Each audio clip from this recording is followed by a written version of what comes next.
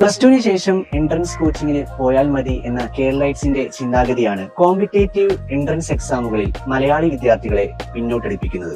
North ഇന്ത്യയിൽ വളരെ നേരത്തെ തന്നെ ബോർഡ് എക്സാമിനൊപ്പം നീറ്റ് ജെഇ പോലെയുള്ള നാഷണൽ ലെവൽ എൻട്രൻസ് എക്സാമുകൾ ക്രാക്ക് ചെയ്യാൻ വേണ്ടി വിദ്യാർത്ഥികൾ കോച്ചിങ്ങിന് പോകുന്നു.